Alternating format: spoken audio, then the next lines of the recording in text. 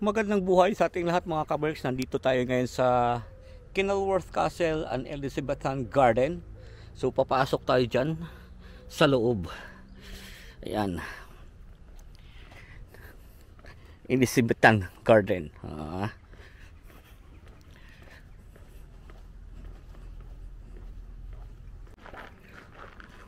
So dito na kami mga kaberks sa Kenilworth. Sa loob na tayo. Ruins na lang ito mga kaberks, pero dinadayo pa din. Kasi history ba? History ang binabayaran nila dyan. Ano ba to? The outer court. Ano kasi ito mga kaberks? Yung ito 1500 siya, no? King Henry VIII around 1530. Kasi-discover lang ng Pilipinas ba? Pero may castle na sila na ganito.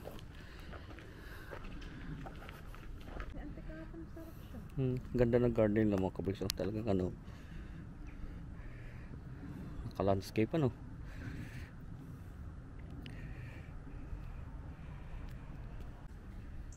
So papasok kami mga kaberks dito sa gatehouse. No food and drink. Ano ba rito sa gate? Wow! Please do not touch. Yan o. Yung damit nila. Akyat ka, napunta mo na to. Ako na lang siguro. Tayo mo ako dito.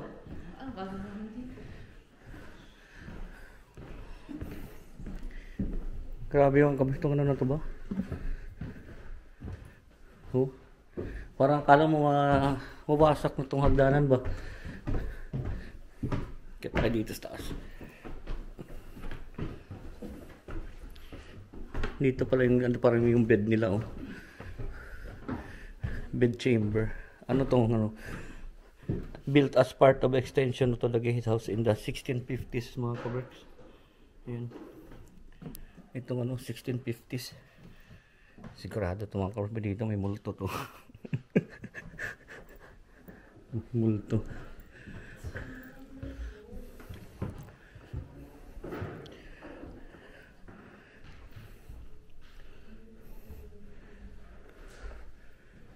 Sigurado yan dyan. Ay, private na dito. Wala na.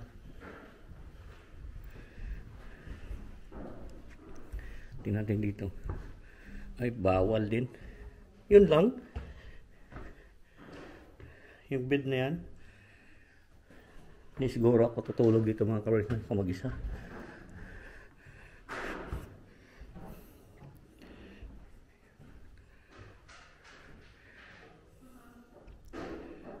Kaya tingnan ko dito, bes. Taas mayroon pa yatang ano. Yung sakyan. Ay baka. Ay ito talaga mga kaberks yung daanan, no? Yung hagdanan, ito pa rin talaga siya. Spiral ah. Na, saan tayo nito?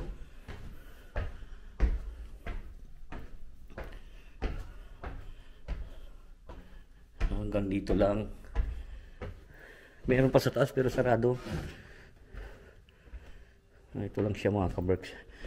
Queen Anne Castle, Robert Dudley's Kenilworth.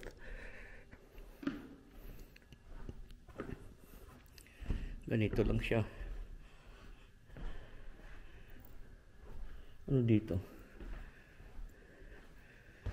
Elevator. Ay, sa may elevator na. Wala lang.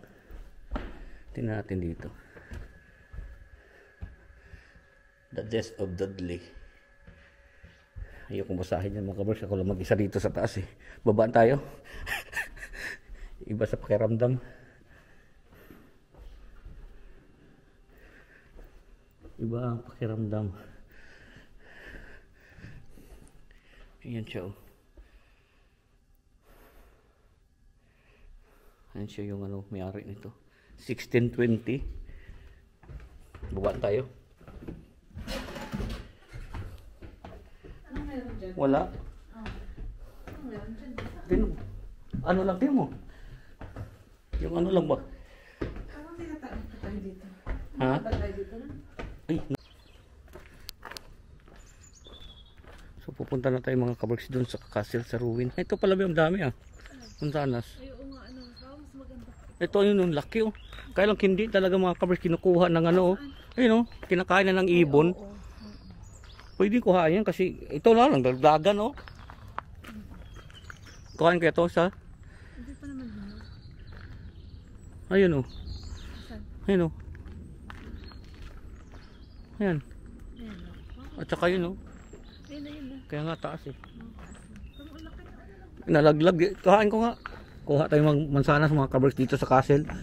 Sayang naman kasi wala na yan kuhain natin to. Ito dami dito kinakain na ng ibon mataas yun sana ito kuhain natin ito mga kabarks laki may mansanas kami may nagnakaw po ng mansanas di may pagkain na tayo kaya nga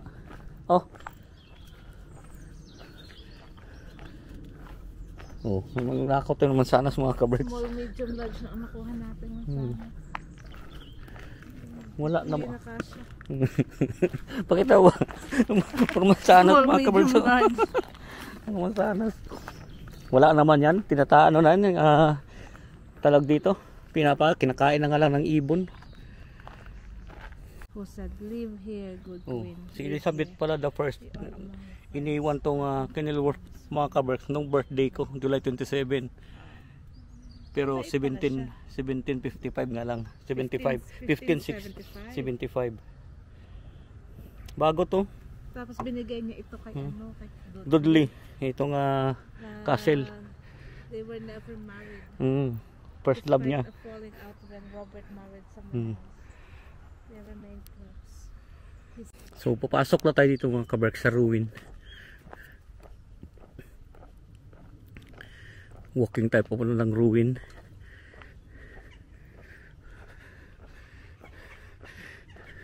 Kay Queen Elizabeth the first pala to mga kabarks. Tapos binigay lang niya sa syota niya. Mag first love sila pero hindi sila nagkatuluyan. Ito wala naman ba mansanas kuha na naman tayo. Kaya lang walang ganang hinog. Ay mga kabarks na mansanas dito. Wala na din bulaklak wala na hindi na kasi malapit ng taglamig kaya wala na siya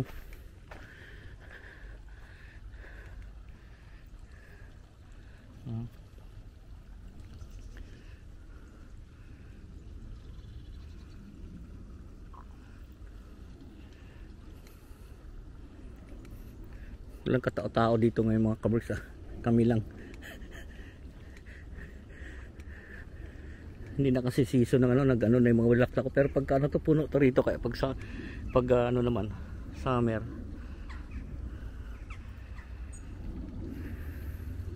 wala na konti na lang.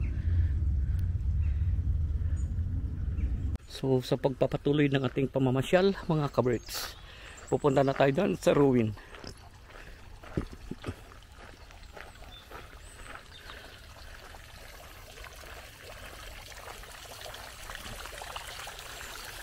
Dito talsik.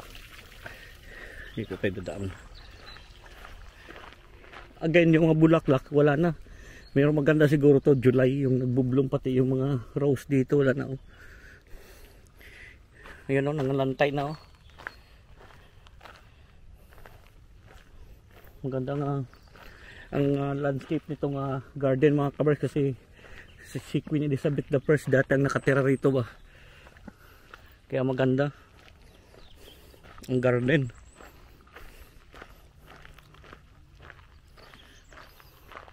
So dito na tayo, akyat tayo dito.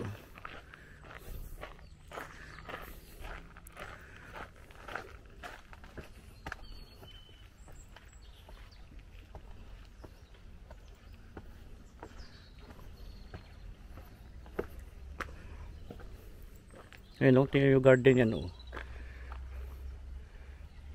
Diba, ang ganda. Hindi na nga lang, wala na nga lang yung mga bulaklak.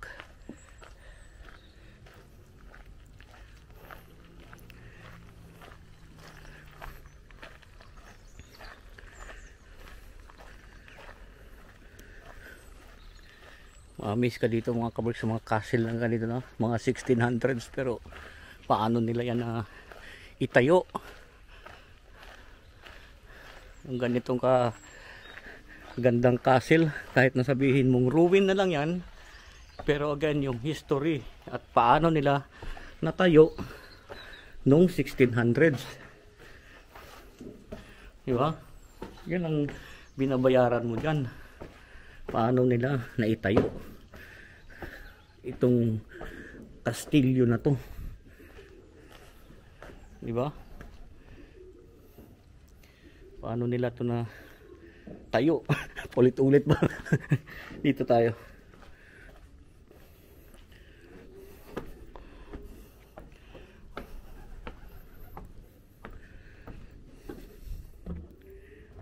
Tayo dito.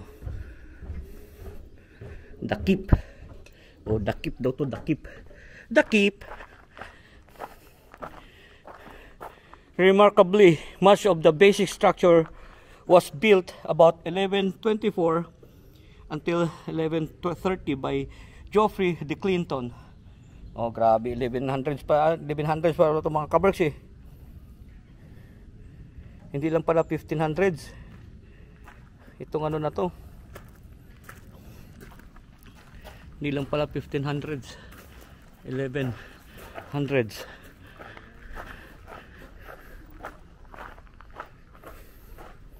So, tingin tayo dito. Siguro 1600 yung tumira si Queen Elizabeth I. Pero na-build talaga to is 1100s. Itong castle. Wow. Grabe ano. 1100s.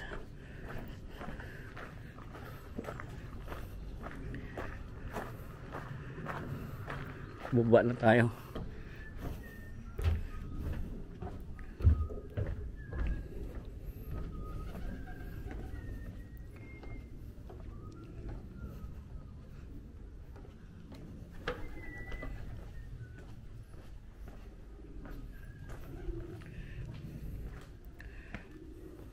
Dito sa kabila.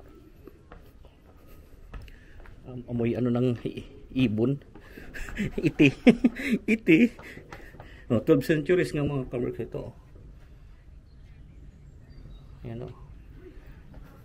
Pero may mga tumira na rito siguro is ano na. 11. Nabuo siguro is ano.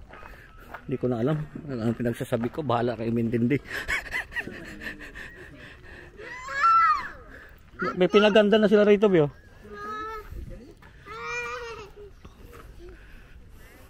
Wala yan ang ano namin mga kabarks dito. 15. Tingnan natin kung ano dito. Parang pinaganda nga.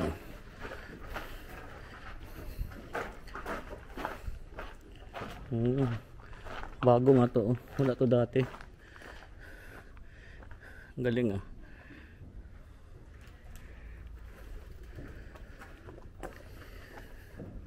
Ayos ah.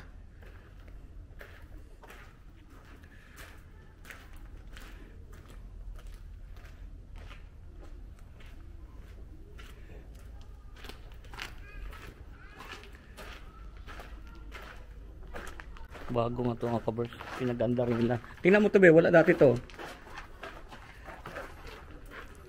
No? Picture mo nga dito. Ito. Oh. Tinanggal na nila. Baka nilipat doon. Diyan sa loob. So akyat tayo dito mga kabarks para makita natin kung ano nandirito. At hagdanan talaga siguro noon to. Dito. Pero nilagyan na lang nila ng hagdanan para makita mo naman ang view dito. Di ba? Oh. Saan ka pa? The Great Hall pala yun kanina na yun. Ayan.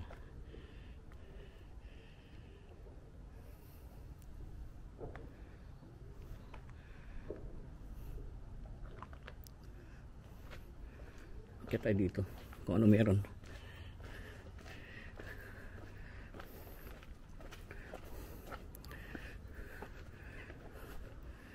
Yun oh. Laki talaga. Naman lapad pa ng ano nila oh. No? Kaya tayo natin mga kaberks.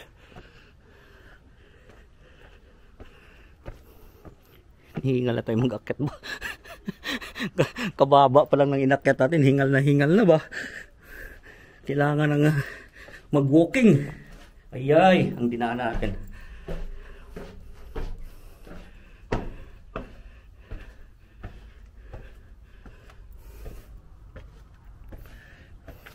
Ayun. Yun pala ang view nun. Tingnan nyo.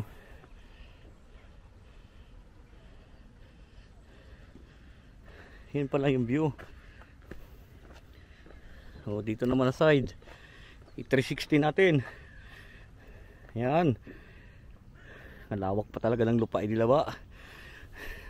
Sa abot ng aking ituro, yun ang lupa ko. Doon. Yan. Yun doon. Hanggang doon. So dito tayo. Bababa na tayo. Ay dito muna tingnan natin dito mga kabarks. Para makita nyo kung gaano kaganda itong castle nung unang panahon. Diba? Kung gaano kaganda. So pababa na tayo mga kabarks.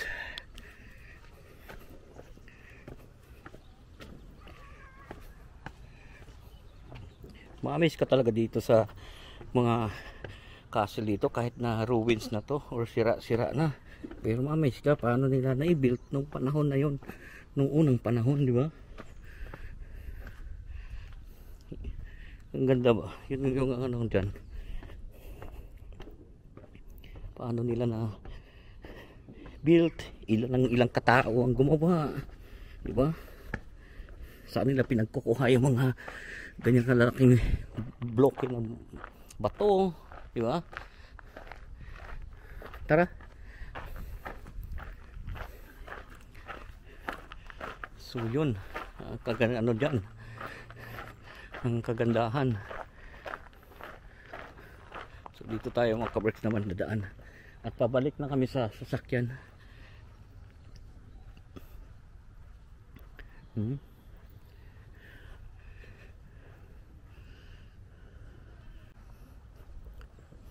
So pabalik na kami mga kabarks sa sasakyan.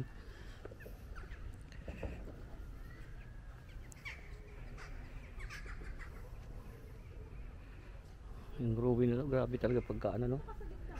Ha? Pag dito si background mo dito. Oh.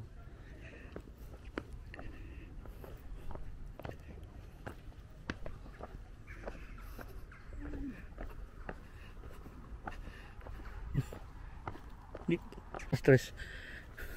So pabalik na kami mga kabarks sa sasakyan. Hindi na natin inikot masyado mga kabarks para hindi masyadong mahaba at ni video. Sa sunod naman, pag nadaan ulit kami dito, ditong part naman ang ating ipakita sa inyo, no? At kasi nag side bet lang kami dito kasi pauwi na kami. Galing kaming London. Side bet lang kami, pauwi na kami. Kaya hindi kami nagtagal dito pang halfway ba, kasi pagka London nga kami galing papauwi sa amin, matagal ang biyahe, mga 5 hours, kaya nag halfway ako ng 100 miles para hindi naman masyadong pagod ba sa kakadrive. Parang pinakapahinga mo na rin dito banda muna halfway. So yun, kaya nandito tayo. So dito na natin tapusin ang ating video mga kabarks kasi para may abangan pa kayong susunod. Lagi kong sinasabi sa inyo, keep us all safe, God bless us all, magandang buhay, thank you for watching. Ito pala yung susunod do, Hales Abbey naman, binibigyan natin, tapos yung Kirby Maxlow na yun, pupuntahan nga natin yan. Our amazing tour only sites yan, ibubook online. So yun lang mga kabarks.